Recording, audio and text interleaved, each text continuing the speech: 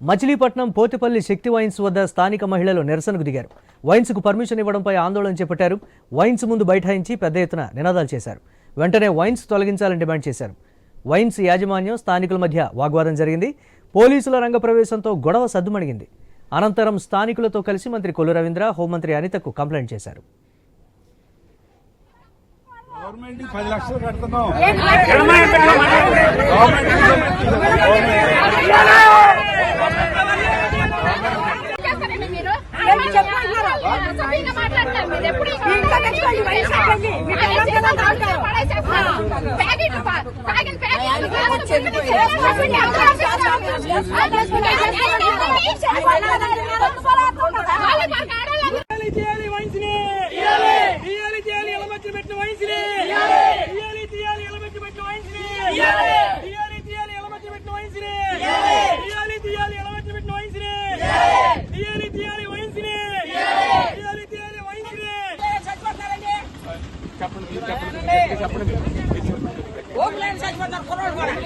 బ్యాందీ చేపడతాం మాకు తెలియదు. మాకు తెలిసినట్టయితే మేము ఇంత కాడికి ఊరందరూ జనం వచ్చి ఎట్నిచ్చేవాళ్ళం కాదు. ఎట్టిన తర్వాత ఇప్పుడు మా ఆయన గారికి ఇప్పుడు 60 సంవత్సరాలు 65 సంవత్సరాలు వచ్చినాయి. ఒక్కరోజు పాటికెళ్ళి 3 నెలల నుంచి పనికి వెళ్తా. నాకు చూస్తే హార్ట్ ఆపరేషన్. మరి ఆయన తేవాలి, నేను తినాలి. ఇప్పుడు ఒక రోజు వెళ్ళింది ఏం చేస్తున్నాడు, తనే దగ్గర దాచి పెట్టుకుని 50 రూపాయలు కూడా పెగ్గేస్తున్నాడు. 4 సార్లు వచ్చి 4 50 తాగుతున్నాడు. అప్పుడు నా పరిస్థితి ఏంటి? నాకు నెలకు 3,500 మందులు కావాలి. మరి టిఫిన్ చేస్తేనే మందులు వేసుకోవాలి. మరి ఒక్క 50 రూపాయలు కూరకు రావట్లా. 100 రూపాయలు కూర 100 రూపాయలు కూర కొనుక్కుంటే 100 రూపాయలకి హెచ్చాలి. ఎన్ని కావాలి? అసలు అన్నం వండుకుంటే కూర కావాలా కదా.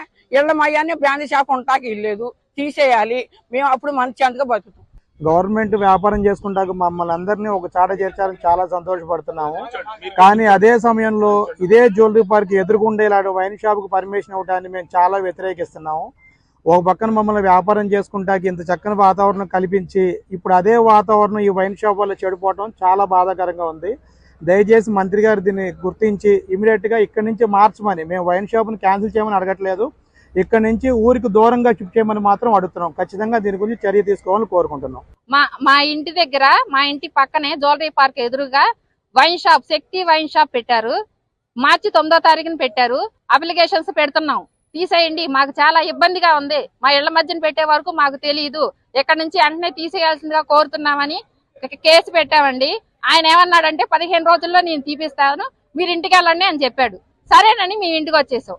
మేము 10వ తారీఖున కంప్లైంట్ ఇచ్చాము. 18వ తారీఖున పర్మనెంట్ లైసెన్స్ ఇచ్చేసారంట. 10వ తారీఖున మేము లైసెన్స్ కంప్లైంట్ పెడితే 18వ తారీఖున మీరు లైసెన్స్ ఎలా ఇస్తారంటే మాకు ఇబ్బందిగా ఉందని మేము చెప్పాం కదా. మీరు ఇంటికి వచ్చి ఓట్లు అడిగారు కదా. ఓట్లు అడిగినప్పుడు ఏం చెప్పారు? మీకు ఏం కావాలంటే అవి చేసేస్తాం అమ్మా, మీరు ఓటేసి గెలిపించండి చాలు. పవన్ కళ్యాణ్ గారిని, చంద్రబాబు నాయుడు గారిని గెలిపించండి. నారా లోకేష్ గారు పాదయాత్రలో ఉండగా ఏదైతే ప్రామిస్ చేశారో 10% బ్రాందీ షాపులు గీత కులాలకు ఇస్తామనే దాంట్లో తర్వాత వారు జీవో ఇచ్చారు. ఆ ప్రకారంగా గీత కులాల వారికి షాపులు కేటాయింపు చేస్తే లాటరీలో మాకు 3 షాపులు వచ్చినాయి. Machilipatnam town, Machilipatnam rural, Gudivada town. ఈ వచ్చిన ధర్మిల ఇప్పటికి దాదాపు 40 రోజులు మట్టి అన్ని షాపుల్లో చాలా ఇబ్బంది ఫేస్ చేస్తున్నాం. ఆ ఇబ్బంది ఏంటంటే ఈ గీత కులాలకు వచ్చిన షాపుల్ని తొక్కేయాలని చాలామంది చాలా పిటిషన్లు పెడుతున్నారు. ఈ విషయం మేము